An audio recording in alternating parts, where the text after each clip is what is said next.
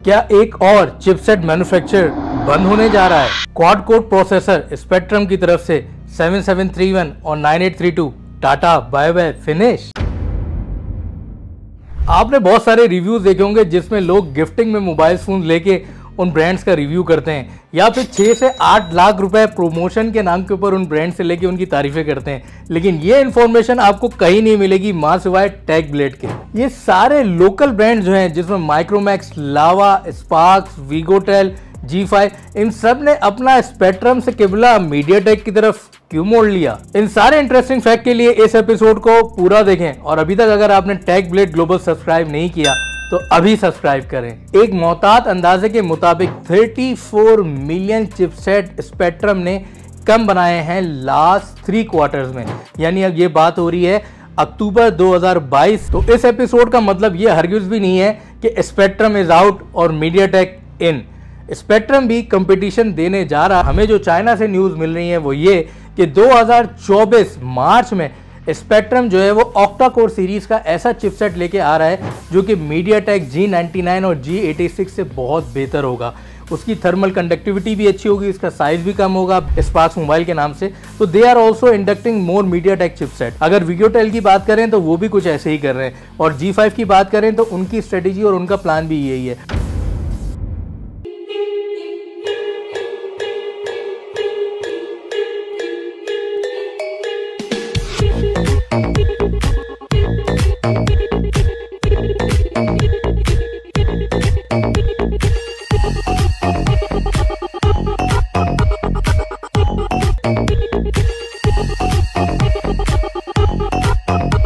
और हम हैं Tech Blade. Subscribe Tech Blade. Hello and अस्सलाम वालेकुम, this is Syed Ali Yusuf from the platform of Tech Blade global. आपके सामने हाजिर खिदमत है और आज की एपिसोड बहुत ज़्यादा इंटरेस्टिंग होने वाली है। क्यों?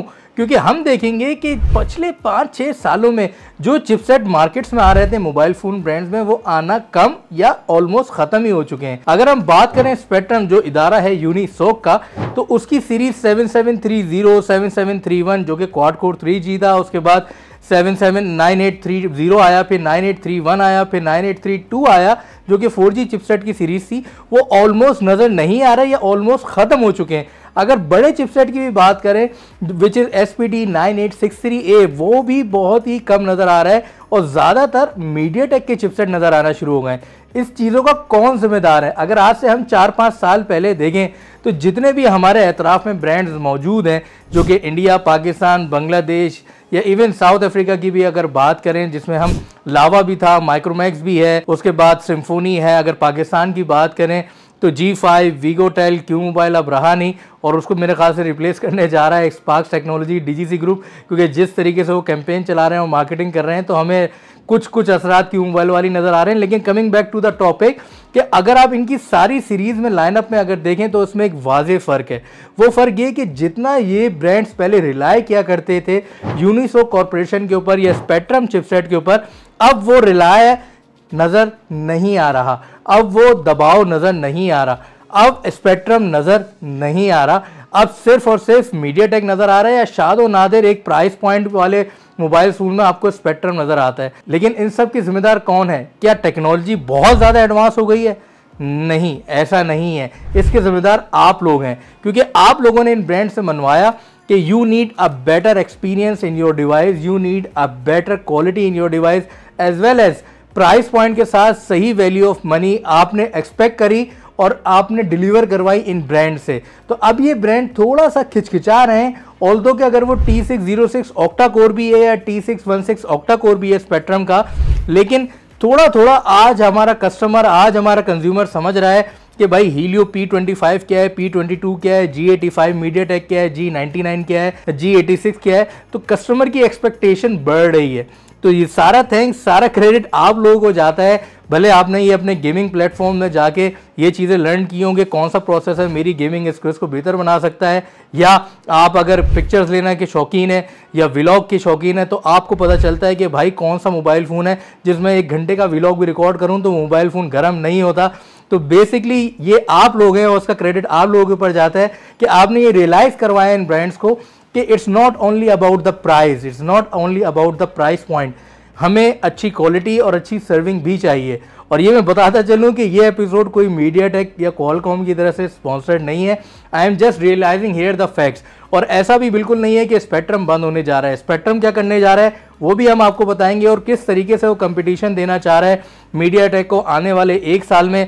अभी हम मौजूद हैं सितंबर 2023 में, तो ये जितनी बातें हम कर रहे हैं ये रिलायबल सोर्सेज फ्रॉम चाइना आ रही हैं हमारे पास। लेकिन चाइना में जो उस ऑर्गेनाइजेशन का हिस्सा है उनको ये बातें हमसे शायद बेहतर मालूम होंगी, तो वो भी अपनी साथ साथ स्ट्रेटेजी बना रहा होगा, यूनिसो कॉर्पोरेशन और स्पेक्ट्रम वाले लोग, कि किस तरीके से टैकल किया जाए इन कस्टमर एक्सपेक्टेशंस को, so that the customer can feel that what ever he is buying it is really value for that money. हमारी मुलाकात हुई बहुत सारे ब्रांड्स ओनर से, और हम बताएंगे कि उन लोगों की एक्सपेक्टेशंस क्या है मीडियाटेक से और उनकी एक्सपेक्टेशन क्या है स्पेक्ट्रम से, और हम उनकी स्ट्रेटेजी भी जिक्र करेंगे जो कि उन्होंने हमसे रिवील करी। जिस तरह से आपको मालूम है कि अगर हम साउथ एशिया मार्केट की बात करें और पिछले तकरीबन 20-21 सालों का जिक्र करें तो there were few market leaders जिनको उंगलियों पे गिना जाता है।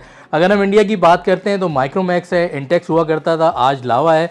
हमारी मुलाकात हुई राहुल शर्मा से MWC के ऊपर, और हमने राहुल शर्मा से पूछा कि सर आपकी क्या एक्सपेक्टेशंस हैं कि स्पेक्ट्रम आपके लिए क्या करे और मीडियाटेक से क्या एक्सपेक्टेशन है, और आपकी अपनी स्ट्रेटेजी क्या है with respect to your target audience. तो उन्होंने हमें बताया कि बेसिकली बिल्कुल ऐसा ही था कि 80 to 90% स्मार्टफोन का पोर्टफोलियो स्पेक्ट्रम में रहा करता था पहले, लेकिन आज 2023 में कस्टमर की जो एक्सपेक्टेशंस है वो प्रोसेसिंग स्पीड को लेके बहुत ज़्यादा एजुकेट कर गई हैं।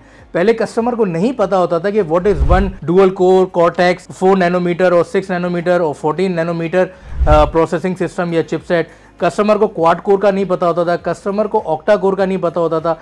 तो कस्टमर इन चीज़ों को नहीं देखा करता था और वो सिर्फ एक प्राइस पॉइंट के ऊपर जाता था। लेकिन आपने देखा कि कोविड टाइम में जिस तरीके से डिजिटाइजेशन हुई, ये भी चीज़ हमें राहुल शर्मा ने ही बताई कि जिस तरीके से डिजिटाइजेशन हुई है इन कोविड टाइम्स, उसने कस्टमर को बहुत ज़्यादा एजुकेट किया है। भले वो ऑनलाइन क्लासेज हो, भले वो वर्क फ्रॉम होम हो, भले वो स्प्रेडशीट्स के ऊपर काम करना हो, भले वो गेमिंग कंसोल हो, या हमारे वो यूज़र जो कि लाइव स्ट्रीमिंग क्या करते हैं अपने मोबाइल फोन से, या वो लोग जो कि कोविड टाइम्स में व्लॉग रिकॉर्ड करने नॉर्दर्न एरियाज निकल गए और अच्छी जगह रिकॉर्ड करना चाहिए, तो उनको पता चला कि जो फोन उनके हाथ में है वो इतना रिलायबल नहीं है कि इतने लंबे लंबे व्लॉग रिकॉर्ड कर सकें। और आज अगर आप बात करते हैं माइक्रोमैक्स की, तो हम कुछ मॉडल्स का जिक्र आपके सामने करते हैं, जैसे माइक्रोमैक्स नोट 1, माइक्रोमैक्स इन 2B, माइक्रोमैक्स इन 1। ये सारे मॉडल जो हैं वो मीडियाटेक चिपसेट्स के ऊपर बने हुए। और अगर दूसरी तरफ बात करें हम स्पेक्ट्रम चिपसेट्स की माइक्रोमैक्स में, तो हमारे पास मॉडल्स हैं कुछ जैसे माइक्रोमैक्स इन 2B। ये भी एक ऑक्टा कोर प्रोसेसर है, बट यहाँ पे एक स्पेक्ट्रम चिपसेट यूज किया गया है। मैं ये कतई कहना नहीं चाह रहा कि स्पेक्ट्रम के चिपसेट जो हैं वो ज़्यादा पावरफुल नहीं है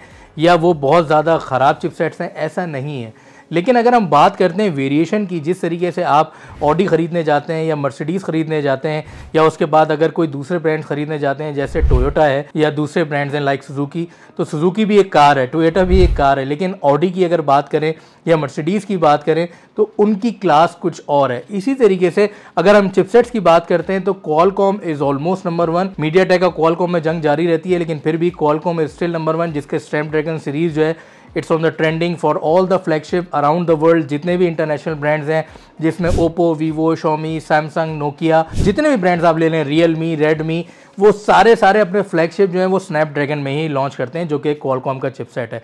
और सेकंड लेयर के ऊपर, सेकंड टियर के ऊपर मोस्टली सारे मीडियाटेक यूज़ कर रहे होते हैं। और अब इंटरनेशनल ब्रांड्स ने ऑलमोस्ट स्पेक्ट्रम को यूज़ करना छोड़ दिया है। यही ट्रेंड हमें नज़र आया है लोकल ब्रांड्स में कि लोकल ब्रांड्स क्वालकॉम तक की जम तो नहीं लगा सके, लेकिन वो स्पेक्ट्रम्स की शिफ्ट से मीडियाटेक की तरफ ज़रूर आ गए। लेकिन इसमें कंज्यूमर को, कस्टमर को फ़ायदा मिलेगा क्योंकि उनके एक्सपीरियंसेस अच्छे होंगे। इसी तरीके से अगर आप बात करें दूसरे ब्रांड की, जस्ट लाइक लावा, तो लावा का एक मॉडल है अग्नि 2 मेरे ख्याल से, और वो भी एक हाई रैम के साथ है, 8GB plus 8GB extendable memory के साथ है, और वहाँ पे भी मीडियाटेक का प्रोसेसर यूज़ किया गया है। तो आज कस्टमर्स को समझ में आ रही है कि G86, G99, G36, G32, Helio P22, P25, these are something, ये भी कुछ चीज़ें मायने रखती हैं। और यही बात अगर हम पाकिस्तान मार्केट की करें तो जिस तरीके से आपको अभी लाइनअप नज़र आना शुरू हुई होगी कि पाकिस्तान मार्केट में 4 से 5 महीने पहले एक ब्रांड लॉन्च हुआ है स्पार्क्स मोबाइल के नाम से, तो they are also inducting more MediaTek chipset.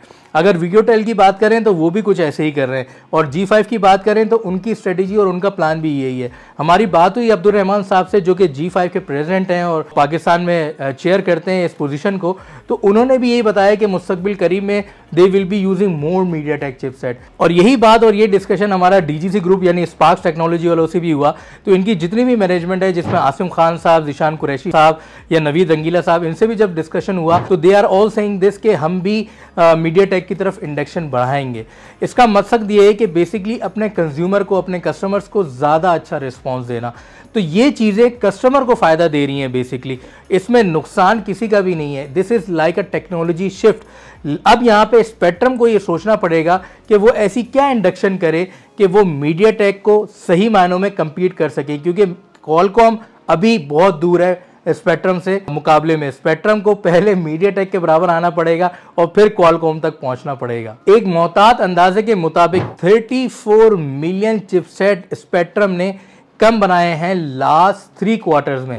यानी अब ये बात हो रही है अक्टूबर 2022 से जून 2023 तक की, कि ये जो लास्ट 3 क्वार्टर्स गुजरे हैं उसमें ऑलमोस्ट 26 से 27 मिलियन चिपसेट कम डिमांड किए गए हैं फ्रॉम दीज ऑल इंटरनेशनल और लोकल ब्रांड्स। तो यहाँ पे एक सवालिया निशान है, एक क्वेश्चन मार्क है स्पेक्ट्रम मैनेजमेंट की तरफ कि भाई आप ऐसा कुछ करें कि मीडियाटेक को कम्पीट कर सकें। और अगर हम बात करते हैं अपने गेमर्स की या अपने उन लोगों की जो कि मोबाइल फ़ोन को डेली यूसेज में 11 से 12 घंटे यूज़ कर रहे होते हैं, तो now they are talking more techie. वो ज़्यादा टेक्नोलॉजिकल बेस्ड बात कर रहे होते हैं। उनको अब समझ में आ रहा है कि जो एक्सटेंडेबल रैम का एक धोखा है, वो बेसिकली ब्रांड जो है वो 8+3 लिख दें, 8+4 लिख दें। जो रियल रैम है वो रियल रैम है। 4+3, 8+2, 8+8, 8+4, वो जो +4 वाला है ना, उसकी फिजिकल इंपॉर्टेंस लोगों को अभी तक समझ में नहीं आ रही। और जहाँ तक हम बात करें कस्टमर या कंज्यूमर की यूसेज की, तो ये जो एक्सटेंडेबल मेमोरी होती है ये उन प्रोसीजर्स में जाके इन्वॉल्व हो रही होती है जहाँ पे जो ARM कॉर्टेक्स होता है, जिसको एडवांस रिस्क मशीन्स कहते हैं, जो कि बहुत ज़्यादा टेक्निकल हो जाती है टेक्नोलॉजी, कि वो प्रोसेसर अपने आप डिसाइड करता है कि कब इस एक्सटेंडेबल मेमोरी को मुझे यूज़ करना है। ये यूज़र के इख्तियार में नहीं है कि वो प्रायोरिटाइज कर सके अपने ऑपरेशन। जिस तरीके से कंप्यूटर में हम कुछ टास्क को टास्क मैनेजर में सेलेक्ट करके हम प्रायोरिटाइज कर सकते हैं कि भाई इसको टॉप कर दो प्रायोरिटी, इसकी प्रायोरिटी हाई कर दो, इस तरीके से हमारे इख्तियार में ये चीज़ नहीं है कि कब आपका मोबाइल फ़ोन उस एक्सटेंडेबल मेमोरी को यूज़ कर पाएगा। तो क्या ये एक्सटेंडेबल मेमोरी एक धोखा है? हम इसको धोखा तो नहीं कहेंगे, but it is like a shady area which is not in control of a consumer to utilize this amount of memory, and whatever this is memory, it's uncontrollable, it's unreliable and it is not in the hand of the consumer। तो इस episode का मतलब ये हरगिज़ भी नहीं है कि स्पेक्ट्रम इज आउट और मीडियाटेक इन। स्पेक्ट्रम भी कंपटीशन देने जा रहा है, और हमें जो चाइना से न्यूज़ मिल रही है वो ये कि 2024 मार्च में स्पेक्ट्रम जो है वो ऑक्टा कोर सीरीज़ का ऐसा चिपसेट लेके आ रहा है जो कि मीडियाटेक G99 और G86 से बहुत बेहतर होगा। उसकी थर्मल कंडक्टिविटी भी अच्छी होगी, इसका साइज़ भी कम होगा, बैटरी एफिशिएंट होगा, पावर एफिशिएंट होगा, कम एनर्जी के ऊपर चलेगा, और उसके साथ साथ लॉन्ग बैटरी लाइफ को भी सपोर्ट करेगा। आपने देखा होगा कि पिछले तकरीबन 7 से 8 महीने में जितने भी फ्लैगशिप मॉडल लॉन्च हुए हैं उनकी बैटरियां 4500 से 5000 मिली एम्पेयर है, या मैक्सिमम 5100 या 5200 मिली एम्पेयर है। इसकी वजह सिर्फ टेक्निकलिटी ऑफ द डिज़ाइन नहीं है, इसकी वजह जो है वो चिपसेट की सपोर्ट भी है। तो इस वक्त बेसिकली दौड़ लगी हुई है बहुत सारे चिपसेट्स में कि वो साइज़ को अंदर मेंटेन करते हुए कैसे अपनी डिवाइस को मोर पावर एफिशिएंट बनाएं। जिस तरीके से अगर हम बात करें चिपसेट मैन्युफैक्चरिंग में, तो एप्पल भी एक बहुत बड़ा चिपसेट मैन्युफैक्चरर है जो कि अपनी बायोनिक चिप खुद बनाता है। और जिस तरीके से आपने देखा कि Apple 11, A11, A12, A13, 14, A15 और A16 की चिप्स आपके सामने 14 Pro Max में आई, और अब 15 Pro Max में हमें A17 बायोनिक चिप मिलने वाली है। तो जो एनर्जी एफिशिएंट की जो क्वालिटी एप्पल मैनेज कर रहा है वो अभी तक मीडियाटेक या स्पेक्ट्रम या इवन स्नैपड्रैगन भी अचीव नहीं कर पाया है। तो अभी बहुत सारे राज खुलने हैं इस टेक्नोलॉजी में, इस चिपसेट टेक्नोलॉजी में, और हम देखते हैं कि क्वालकॉम, स्पेक्ट्रम और मीडियाटेक कैसे इस एनर्जी मैनेजमेंट को अपने पास मेंटेन कर पाता है और उसको इम्प्रूव कर पाता है। दूसरी बात अगर की जा सके तो जो कैमरास के एल्गोरिदम हैं, हमें बहुत सारे अच्छे फ़ोन नज़र आए इस साल। अभी तकरीबन इस साल का आधा से थोड़ा ज़्यादा टाइम गुजर गया है, जिसमें Oppo Reno 10 one of the best camera nominate हुआ, उसके बाद उससे पहले जो आपका ऑनर मैजिक 5 VS था उसको ही अवार्ड मिला। तो जिससे अब बिल्कुल 1 महीना पहले गूगल ने अपना पिक्सल फोल्ड लॉन्च किया है, उसका वो कह रहे हैं कि उसका camera is one of the best. तो जिस तरीके से ब्रांड्स की एक जंग जारी है इंटरनेशनल लेवल के ऊपर, इसी तरीके से लोकल लेवल के ऊपर भी ब्रांड्स की जंग जारी है, लेकिन इट्स अ हेल्दी कंपटीशन। इसमें फ़ायदा सिर्फ और सिर्फ कंज्यूमर का है, सिर्फ और सिर्फ हमारे व्यूअर का और सब्सक्राइबर का है।